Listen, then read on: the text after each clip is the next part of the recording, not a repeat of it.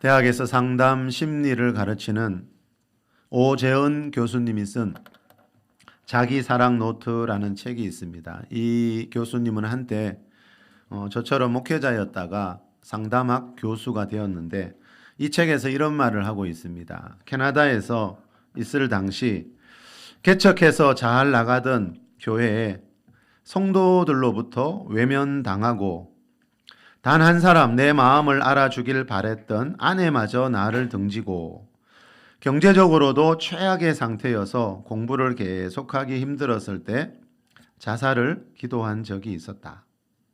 이 목사님은요, 교회 문제로, 가정 문제로, 재정 문제로 마음이 너무 힘들었을 때예요. 목회자였지만 스스로 목숨을 끊으려고 시도한 적이 있었습니다. 실제로 지난달에 우리나라 어느 도시에서요, 일가족 4명이 숨진 채로 발견되었는데 40대 목회자와 그 가족들이어서 교계가 큰 충격을 받은 적이 있었습니다. 작년 6월에 목회 데이터 연구소라는 곳에서 우리나라 목회자 700명을 대상으로 설문조사를 한 적이 있었는데요. 요즘 목회 활동을 하면서 어떤 감정을 가장 많이 느끼십니까? 라고 물어봤습니다. 여러분도 이런 질문을 해보신 적이 있으신지요? 지금 이 시대에 목회자들은, 그리고 내 교회 목회자는 요즘 어떤 감정을 가장 많이 느끼고 살아가고 있는지 생각해 본 적이 있으십니까? 이 질문에 700명의 목회자들을 대상으로 설문조사했을 때 이 질문에 1위로 나온 대답은 감사하고 기쁘고 보람있고 즐겁고와 같은 긍정적인 감정들이 아니라 1위로 나온 대답이 뭔가 하면요, 무기력하다, 2위는 답답하다, 3위는 피곤하다, 4위는 막막하다 였습니다.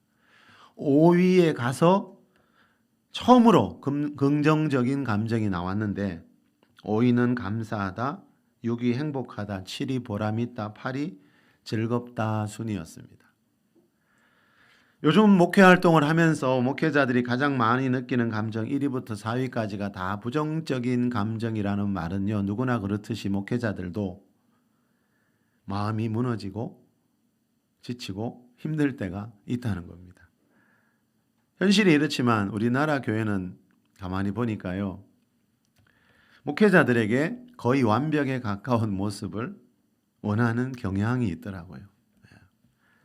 목회자는 기분 나쁜 일을 당해도 마음이 상해서는 안 되고 화를 내서는 안 되고 늘 웃음꽃이 만발한 모습으로 성도들을 섬겨주기만을 바라는 그런 경향이 교회 안에 은연중에 있다 보니까 이 목회자들이요, 감정 조절에 어려움을 겪을 때가 많이 있습니다. 마음이 아프고 힘든데도 안 그런 척하면서 늘 인자한 모습으로 사람을 대한다는 것이 그렇게 쉬운 일이 아니기 때문입니다.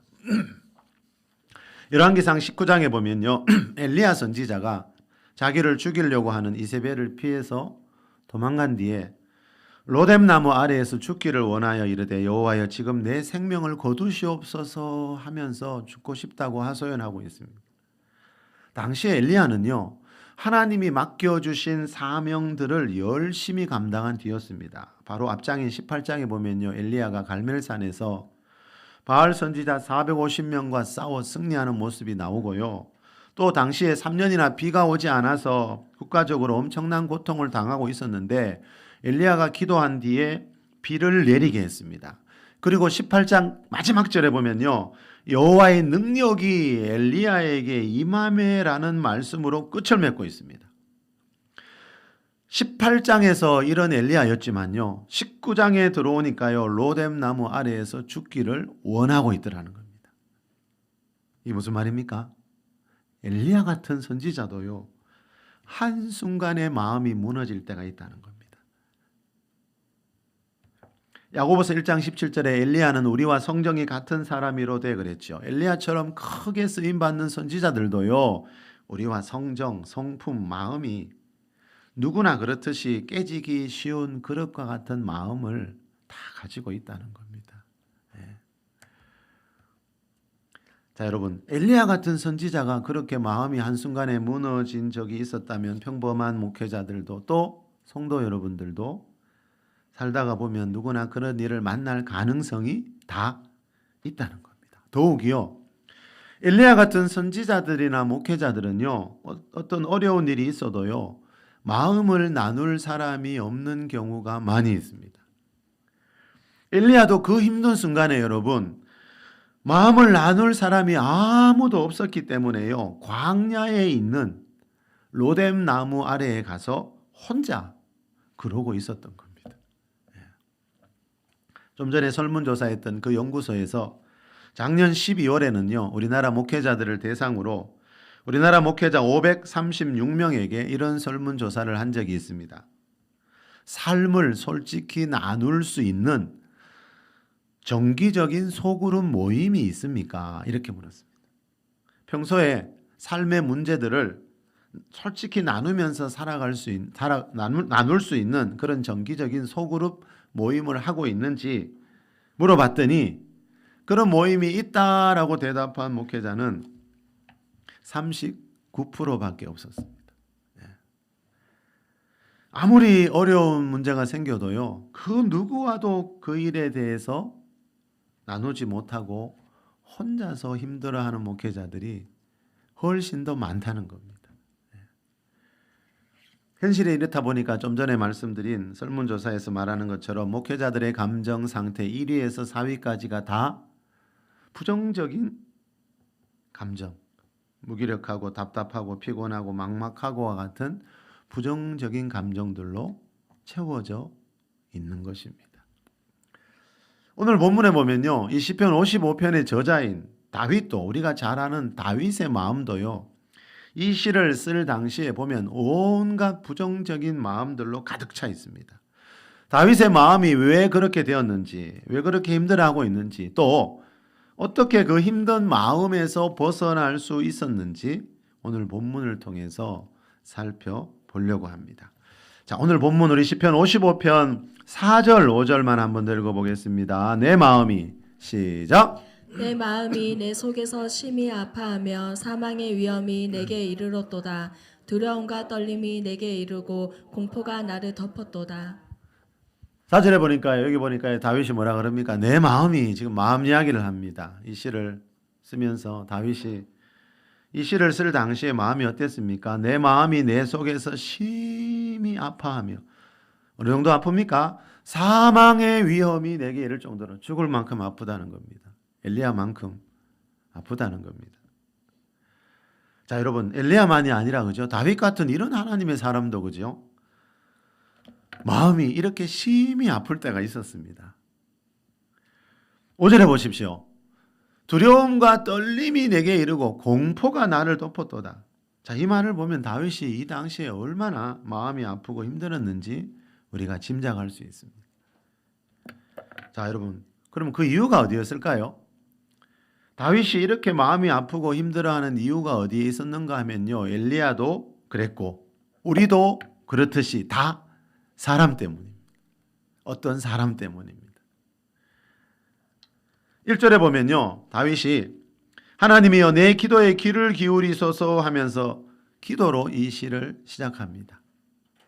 자, 다윗의 마음이 이렇게 무너져 있을 때 다윗은 뭘 했다고요? 기도로. 다시 말하면 이 시를 쓰면서, 이 시가 읽어보면 아시겠지만 결국 기도입니다. 그죠? 자, 다윗은 여러분 마음이 심히 아프고 두렵고 떨리고 공포가 나를 덮을 때 뭘 했다고요? 하나님 앞에서 자기의 마음을 그대로 내려놓으면서 기도하기를 시작했습니다.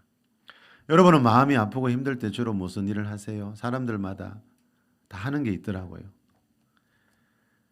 엘리야가 죽을 것처럼 마음이 힘들었을 때요, 비록 내 생명을 거두어 달라고 하면서 하나님께 기도 같지 않은 기도를 했지만요, 중요한 것은요, 엘리야도 다윗도 하나님 앞에서 힘들어하고 있다는 겁니다. 신앙생활 하다 보면요, 여러분 엘리야가 다윗이 이런 일을 겪었다는 것은 우리 신약시대 모든 성도들도 신앙생활 하다 보면 살다 보면 이런 어려움을 만날 수가 있다는 거거든요. 그래서 신앙생활 하다가 여러분 마음이 아프고 힘든 일을 만나면요, 많은 분들이 하나님은 내 기도를 듣지 않는구나, 또 하나님이 나를 버리셨구나 하면서 예배에서 멀어지는 경우들이 많이 있습니다. 그리고 그때부터 뭐 하지요? 그 고통에서 잠시나마 벗어나기 위해 세상의 뭔가에 깊이 빠져가기 시작합니다. 그렇지만 여러분, 이 다윗과 엘리야는요, 이 죽을 것 같은 고통을 만나고 있지만요, 이렇게 마음이 아프고 힘든 상태이지만요, 하나님 앞에 머물러 있다는 겁니다. 하나님 앞에서 힘들어하고 있다는 겁니다. 우리는 세상의 다른 일 앞에서, 그죠? 힘들어하고 있잖아요.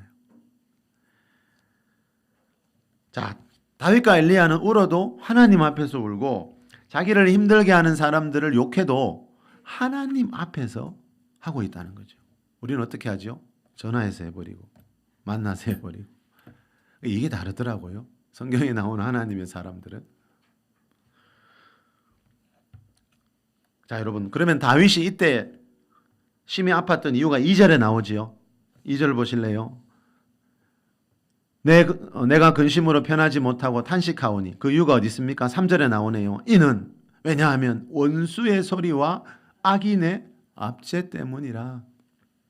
원수들이 비난하는 그 소리 때문에 다윗이 지금 죽을 것 같이 괴롭다는 겁니다. 비난 들어보셨습니까, 여러분?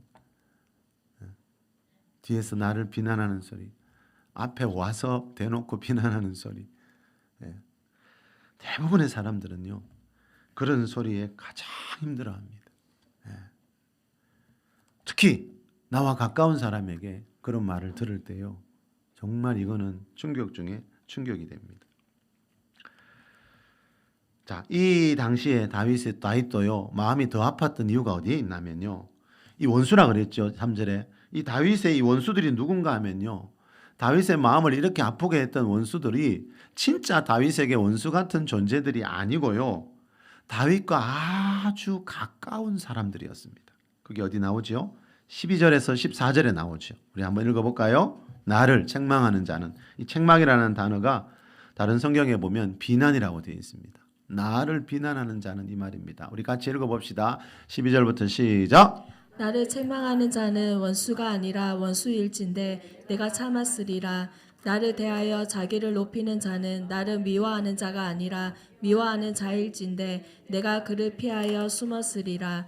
그는 곧 너로다. 나의 동료, 나의 친구요, 나의 가까운 친우로다. 우리가 같이 재미있게 의논하며 무리와 함께하여 하나님의 집안에서 다녔던 친구라는 겁니다. 같은 교회 성도라는 겁니다. 아주 가까운 사이였다는 겁니다. 누가요? 12절에 보세요. 나를 책망하는 자, 나를 비난하는 자는 진짜 원수 같은 원수가 아니라 진짜 내에게 원수였다면 내가 참을 수 있었다는 거예요. 참았으리라 그러잖아요. 정말 나에게 원수였다면, 그 사람이 처음부터 원수였다면 내가 참을 수 있다는 거예요.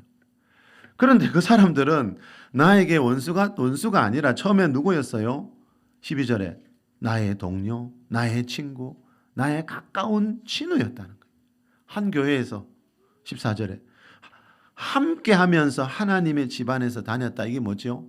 예배도 함께 드리고 밥도 같이 먹고, 그런 사람들이 지금 다윗을 공격하고 있다는 겁니다. 자, 쉬운 성경에도 이렇게 나옵니다. 나를 모욕하는 자가 원수였다면 나는 견딜 수 있었을 것입니다. 그러나 당신들은 나의 가장 친한 친구들이었습니다. 한때 우리는 친하게 지내며 함께 하나님의 집에도 다니곤 했습니다. 자, 여러분, 다윗은 지금 자기와 한때 가장 가까웠던 사람들로부터 모욕을 당하고 비난을 당하고, 그래서 죽을 것 같은 고통을 당하고 있습니다. 그래서 이 시의 제목이요, 현대인의 성경에 보니까 이 시의 제목이 친구에게 배반당한 자의 기도라고 되어 있습니다. 친구에게 배반당했을 때 다윗이 이 시를 쓰면서 하나님께 기도했습니다. 자, 여러분, 친구처럼 가깝게 지내던 사람, 가족처럼 가깝게 지낸 사람, 또 때로는 실제 가족 관계도 그럴 수가 있죠. 자, 가깝게 지내던 사람에게 배반당할 때의 그 상처는 그죠? 세상의 그 어떤 상처보다도 참기가 어렵습니다. 자, 그런 상처를 받았을 때 다윗은 이 시를 썼고요. 자, 다윗의 그때 어떻게 했는지 우리 15절도 한번 읽어봅시다. 15절입니다. 시작. 사망이 갑자기 그들에게 임하여 산채로 소홀에 내려갈지어다. 이는 악독이 그들의 거처에 있고 그들 가운데에 있음이로다. 자, 사망이 갑자기 그들 가운데에 임하여 산채로 소홀에 내려갈지어다. 자, 쉬운 성경에 보니까 이 말이 이렇게 되어 있습니다. 내 원수들이 갑작스럽게 죽었으면 좋겠습니다. 그들이 산채로 무덤에, 소홀은 무덤이지요. 죽은 뒤에 가는 곳. 무덤에 내려갔으면 좋겠습니다. 이렇게 지금 말하고 있는 겁니다. 9절에도 보면요. 이 다윗이 뭐라 그럽니까? 주여 그들을 멸하소서 하면서 자신의 지금 상한 감정을 하나님 앞에서 지금 누구에게 하는 거죠? 하나님 앞에서 솔직하게 드러나고 있습니다. 이거는 원수를 욕하는 정도가 아니라 거의 저주지요, 여러분. 그 시편에 보면 제목이 저주시라는 게 있습니다. 남을 저주하면서 지은 시. 그런 시들이 참 많아요. 여러분 성경을 보면요. 성경은 솔직합니다. 여러분 엘리야, 다윗 같은 사람이 하나님 나라에서 얼마나 중요한 역할을 했는지 우리는 알고 있잖아요. 그런데 그런 사람들에 대해서 좋은 점만 성경에 기록해 놓지 않습니다. 성경은 진실이고 진리라는 거죠. 사람들에게 좋은 이야기를 들려주려고 하지 않는다는 거죠. 있는 그대로를 이야기하고 있다는 거죠. 네. 여러분 다윗은 지금 원수를 욕하는 정도가 아니라 저주하고 있잖아요. 그 내 원수들이 갑작스럽게 죽었으면 좋겠습니다. 사고나 질병으로 갑자기 죽었으면 좋겠다는 거예요. 이 다윗의 말이에요. 우리는 이런 기도 잘 안 하죠. 다윗보다 신앙이 더 좋아서 그런가요? 여러분 여기서 중요한 게 뭐라 그랬죠? 다윗은 지금 자기의 상한 마음을 사람들 앞에 찾아가서 당신이 내 마음을 왜 이렇게 상하게 했냐고 따지지 않고 자기의 상한 마음을 지금 하나님 앞에서 토설하고 있다는 겁니다. 대부분의 사람들은 상처 준 사람에게 이야기하지만 말입니다. 작년 9월에 국민일보에 분노의 시대, 신앙적인 분노 관리라는 제목의 기사가 난 적이 있습니다. 신앙적인 분노 관리? 자, 여러분, 이 말이 뭐지요? 신앙을 가진 그리스도인들도 다윗처럼 분노할 때가 있다는 거죠. 엘리야가 그랬고 다윗이 그랬다면 우리도 여러분 이런 분노, 이런 상한 감정에 사로잡힐 때가 있다라는 겁니다. 그게 사람이라는 겁니다. 자, 이 분노는요. 창세기에 나오죠. 최초의 사람 아담이 하나님이 창조한 최초의 사람 아담이 죄를 지은 뒤에 우리 사람 안에 생기게 된 수많은 부정적인 감정 중에 하나가 분노입니다. 요즘 언론에 얼마나 많은 이 분노라는 단어가 자주 등장합니까? 창세기 4장에 보니까요. 가인이 동생 아벨을 죽였습니다. 인류 최초의 살인 사건이 그죠? 가족 간에 일어났습니다. 이유가 뭐죠? 창세기 4장 5절에 보면요. 가인이 몹시 분하여. 여러분 사람의 마음 안에 있는 이 타락한 본성에서 나오는 그 부정적인 감정들이 얼마나 무서운가 하면요. 가인이 몹시 분을 내면서 동생을 죽였습니다. 자, 이 죄로 인해 타락한 사람이 이렇게 위험한 존재라는 거죠. 그래서 이 죄성을 다스릴 줄 모르면 개인도 가정도 절대로 행복할 수 없다라고 성경은 말씀합니다. 우리나라에서 일어나고 있는 5대 강력 범죄 3건 중에 하나는요.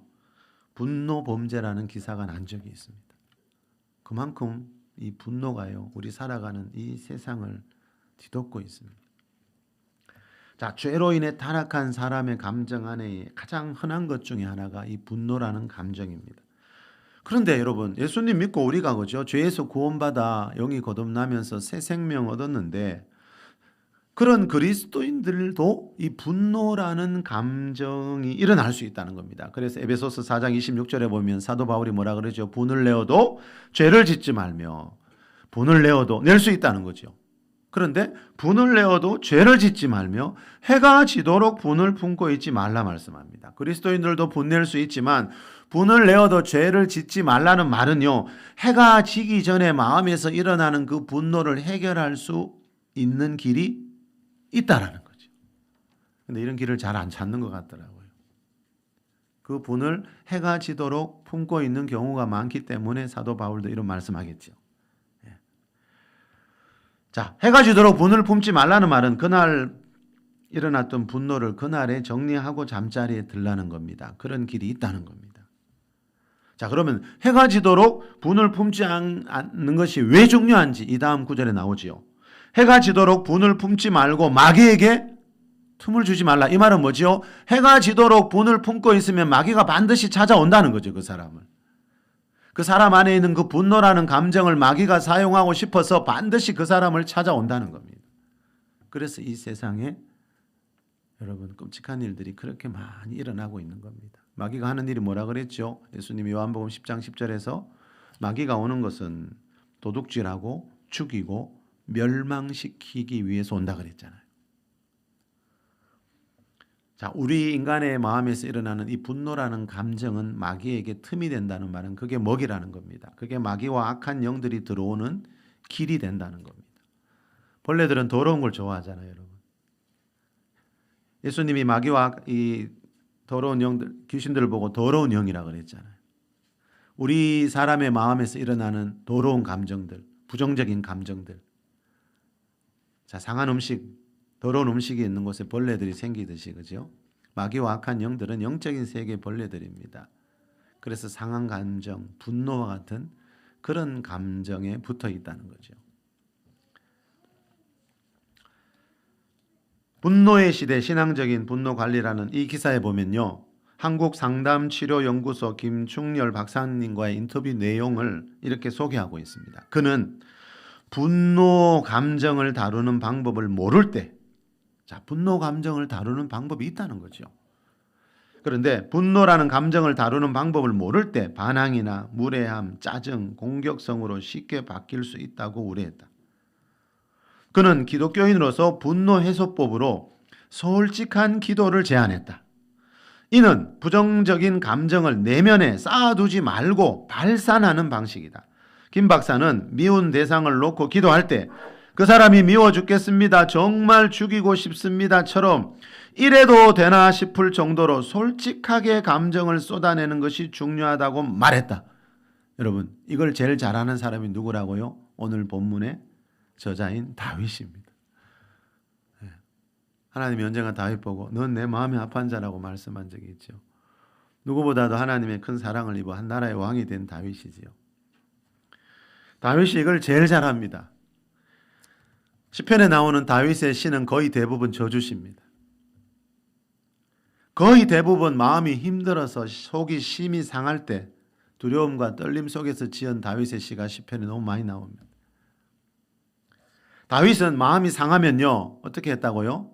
사람 찾아다니지 않고요, 하나님 앞에서 자기의 상한 심정들을 솔직하게 쏟아냅니다. 그래도 되나 싶을 정도로 하나님 앞에서 끔찍한 말들을 막 쏟아냅니다. 근데 우리는 안 그러지요. 다윗과 살아가는 방식이 다르다는 겁니다. 엘리야하고 살아가는 방식이 다르다는 겁니다. 그래서 문제가 일어나는 겁니다.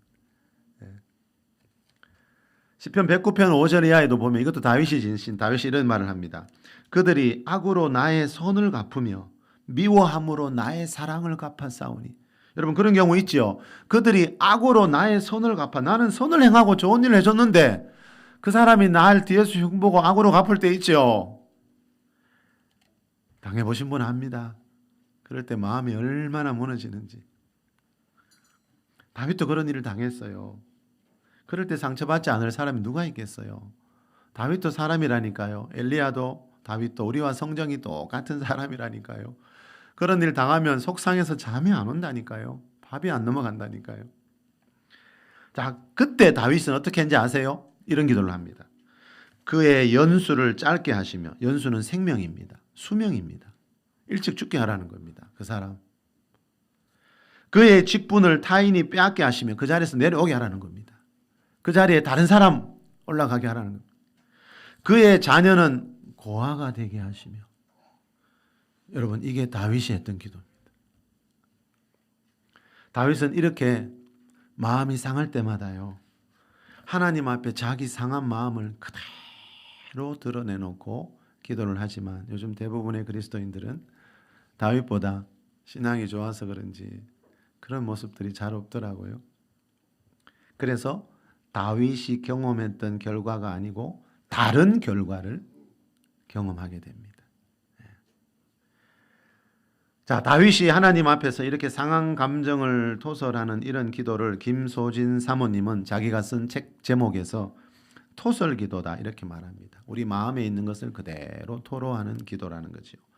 자, 여러분, 우리 마음이 상할 때, 특히 마음에 분노가 일어날 때요, 그 상한 마음을 치유하고 해가 지도록 분을 품지 않기 위해서 가장 필요한 기도가 토설 기도입니다. 자, 우리 시편 142편으로 한번 가보겠습니다. 1절 2절입니다. 함께 읽어볼까요? 시작. 내가 소리내어 여호와께 부르짖으며 소리내어 여호와께 간구하는도다. 내가 내 원통함을 그의 앞에 토로하며 내 우환을 그의 앞에 진술하노다. 내가 내 원통함을, 이 원통한 마음을 그의 앞에, 하나님 앞에 토로하며 토설하며. 자, 이게 토설 기도입니다. 이 사모님이 말하는. 원통한 일을 당했을 때는, 억울하고 분한 일 당했을 때는 사람 좀 찾아가지 말고요, 그의 앞에, 하나님 앞에서 좀 토로하라는 겁니다. 우리는 자꾸 사람을 찾잖아요. 날 도와줄 사람. 자, 1절에 보십시오. 내가 소리내어 여호와께 부르짖으며 간구하는도다라고 했는데요, 토설 기도할 때는 반드시 소리를 내야 합니다. 그 부르짖는 소리를 통해서요, 내 마음 안에 있는 상한 감정들이 빠져나가기 때문에 이 토설 기도할 때는 반드시 소리를 내야 됩니다. 내가 소리내어 여호와께 부르짖으며 소리내어 여호와께 간구하는도다. 묵상 기도는 이때 거의 도움이 안 됩니다. 사람의 영혼력이 이렇게 되어 있습니다. 우리 마음에 쌓여있는 이 상한 감정들은요, 소리를 내야, 특히 하나님 앞에서 소리를 내야 부르짖어야 그 상한 감정들이 제거될 수가 있다는 거죠. 이 김소진 사모님이 토설기도라는 책에서 이런 말을 합니다. 게다가 성전 건축하면서 생겨난 빚은 자꾸 늘어나고 날마다 이자 걱정하느라 교회 사택이 아닌 바늘 방석 위에 사는 것 같았다. 이런 상황이다 보니 성도들도 한 가정만 빼고 모두 떠나버렸다. 정말 죽고 싶었다. 그 스트레스로 인해 지병인 당뇨 수치가 높아지고 눈의 시력이 급속히 떨어져 백내장 수술을 했다. 그 다음은 치아에 문제가 생겨 이를 뽑고 치료했다. 손가락 관절이 저리고 허리 디스크 등 병들이 줄을 이었다. 하나님이 원망되었지만 절대로 기도에서는 그것을 표현할 수 없었다. 이것이 토설 기도를 하기 전 나의 상태다. 이것이 토설 기도를 하기 전 사모님만의 상태가 아니고 제가 보니까 많은 그리스도인들의 상태더라고요. 우리가 하나님에 대해서 오해하고 있는 게 참 많습니다. 우리는 하나님 앞에서 너무 거룩하려고 하는 것 같아요. 하나님은 그런 예배를 원하시지 않는데. 자, 이 사모님이 한때 그랬던 것처럼요, 많은 사람들이 기도할 때 하나님 앞에서는 부정적인 말이나 감정을 절대로 드러내면 안 되는 줄 알고 있더라고요. 저도 처음엔 그랬습니다. 자, 그렇다 보니 어떻게 됩니까? 내 마음은 지금 심히 상하고 두렵고 떨리고 있는데 하나님 앞에서는 거룩하게 예배를 드리고 있으니까 어떻게 됩니까? 잠언 17장 22절 말씀처럼 심령의 근심이 뼈를 마르게 합니다. 심령의 근심이 뼈를 마르게 한다. 뼈가 마른다는 질병이 찾아온다는 겁니다. 이 사모님처럼. 우리 심령의 근심, 염려, 두려움이 생기면 반드시 육체 질병이 따라온다는 겁니다. 수많은 의사들도 그러지요. 우리 육체의 몸에 생기는 질병의 70-80%는 마음에서 온다고 그런 글을 저도 많이 봤습니다. 그게 이 말입니다. 심령에 근심이 있으면 뼈를 마른다. 어떤 질병이 찾아옵니다. 이 사모님이 너무 그걸 경험해 봤대요. 이 사모님이 이렇게 고통스러운 삶을 살던 당시에요, 여러분, 우리는 제가 지금 요점만 읽어드려서 가지, 이 사모님은 이 한 줄 한 줄 당할 때마다 얼마나 힘들었을까 제가 이 책을 보면서요. 참 마음이 미어지더라고요. 이 사모님이요, 이런 고통스러운 삶을 살던 중에 어느 여자 목사님을 만나서 토설 기도에 대해서 처음으로 들었다 그럽니다. 그리고 그 사모님에 대해 이 책에서 이렇게 설명합니다. 토설 기도를 권유한 멘토를 소개하고 싶다. 이복희 목사님은 결혼 후에 예수님을 믿게 되었다. 뜨겁게 성령 세례를 받고 변화되자 불신자 남편은 10년 이상 상상을 초월하는 핍박을 했다. 가장으로서의 의무를 저버리고 욕하고 죽이려는 위협을 늘 일삼았다. 답답하고 미칠 것 같은 마음을 어디에도 털어놓을 수가 없었다. 날마다 기도원 산자락에서 울부짖으며 남편을 일러 바쳤다. 남편을 저주하고 원통함을 풀어달라고 통곡했다. 하나님을 원망하는 말도 서슴지 않았다. 창자가 끊어지고 애통하는 가운데 하나님이 오셨다. 처음에는 남편에 대한 원망을 털어놓으며 혼내달라고 했지만 후에는 자신의 죄를 깨닫게 되었다. 토설 기도를 하고 난 뒤에 말할 수 없는 은혜를 받고 사명자로 부르심을 받게 되었다. 장장 8년 동안 토설 기도를 하고 보니 내면의 쓴뿌리가 하나도 남아있지 않아 남편의 여전한 행동에도 사랑스럽게 돌보게 되었다고 한다. 남편도 많이 변화되어 가고 있다. 이 목사님에게 있어서 주님과의 친밀함은 이루 말할 수가 없다. 자, 이 여자 목사님이 여러분, 그 남편의 그런 핍박, 죽을 것 같은 고통 속에서 토설 기도를 하기 시작했답니다. 그 아픔을 누구한테 이야기하겠습니까? 그런데 토설 기도를 하고 하다 보니까 어느 날 자기 안에 내면의 쓴뿌리가 하나도 남아있지 않더라는 말은 그 내면의 어떠한 상처도 남아있지 않고 다 치유가 되어 있더라는 겁니다. 그리고 또 한 가지, 나중에 보니까 주님과의 친밀감 그랬죠. 주님과 엄청 가까운 사이가 되어 있더라는 겁니다. 왜요? 마음과 마음을 나누고 있으니까. 예. 여러분 어떤 사람하고 직장에서 사회에서 가까우세요? 여러분하고 마음과 마음을 나누었던 사람이죠. 마음과 마음이 통하는 사람이죠. 하나님도 그런 관계를 원하신다는 거죠. 지금 내 마음은 아프고 힘든데, 그죠? 하나님 앞에 와서 안 그런 척 예배하는 것을 하나님은 절대로 원하시지 않는다는 거죠. 성경에서 말하는 하나님은 그런 하나님이 아닌데 우리는 하나님에 대한 오해가 참 많습니다. 자, 여러분, 시편 34편 18절에 나오듯이 하나님은 마음이 상한 자를 가까이 하시는 하나님이라는 것을 우리가 잊지 말아야 됩니다. 여러분, 하나님은 마음이 상한 자를 가까이 하신다는 말은 그 상한 마음을 만지시고 치유하시는 게 하나님의 전문이라는 겁니다. 자, 그래서 이 사모님도요, 직접 시도해 보려고 했는데 처음에는 안 되더랍니다. 왜요? 그동안 늘 하나님 앞에서 수십 년을 하나님 앞에서 감정을 숨기고 점잖하게 기도하는 것이 습관이 되어 있었기 때문에 이 목사님한테 그렇게 배우고 했지만 그게 잘 되지 않더랍니다. 그리고 또 한 가지 이유는 토설 기도를 배우긴 했지만 하나님 앞에서 상한 감정을 토설하는 것에 대한 부정적인 선입견이 너무 강하게 우리는 대부분 심어져 있기 때문에 이 사모님은 하나님 앞에 정말 그래도 되는가? 자, 그래도 된다는 뭔가 새로운 증거를 더 찾고 싶었대요. 그러던 차에 국민일보에 어느 목사님의 이런 글이 실렸다고 합니다. 들어보실래요? 바리새인들은 항상 바른 얼굴이다. 가짜이기 때문이다. 반면에 성경에 나오는 하나님의 사람들을 보라. 정직한 모습을 보여준다. 다윗은 원수에게 무척 화가 나 있는 것 같다. 거의 저주에 가까운 기도를 한다. 원수가 빨리 죽게 해달라고. 그의 자녀들은 고아가 되고 아내는 과부가 되기를 원한다. 이게 어떻게 성도의 기도이겠는가? 성경이 말하는 것은 무엇인가? 다윗은 가면이 아니라 있는 그대로의 정직한 모습으로 하나님 앞에 섰다는 말이다. 그래서 치유가 가능했고 나중에는 원수도 사랑하는 모습으로 변화된 것이다. 자, 가면이라는 말이 나오는데요. 우리는 하나님 앞에서 가면을 쓰고 기도하고 예배할 때가 참 많다는 겁니다. 하나님은 그런 가면 없이 있는 모습 그대로 만나기를 원하시는데 말입니다. 가면을 쓰고 기도하면요, 그래서 나온 이 목사님 말대로 치유가 잘 일어나지 않습니다. 하나님은 인격적인 하나님이기 때문에요. 우리 요한계시록 3장에 나오잖아요. 라오디게아 교회 성도들 보고 예수님이 뭐라 그랬죠? 너희가 마음의 문을 열면 내가 너희 안에 마음 안에 들어가서 먹고 마시고 너희와 함께 하겠다고. 예. 그 하나님은 인격적인 분이라는 거예요. 하나님이 우리 마음을 강제로 여러분 변화시킬 능력이 있어요. 그런데 그렇게 하시지 않아요.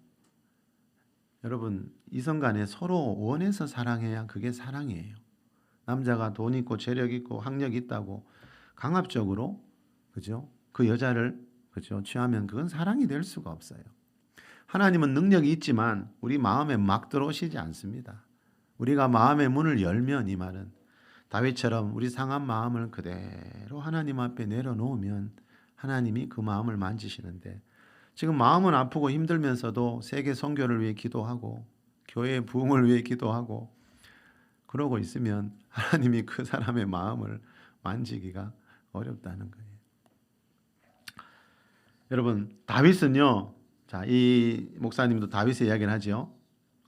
다윗은 원수들이 일찍 죽게 해달라고 기도했지만 원수들을 찾아다니면서 직접 죽이지는 않았습니다.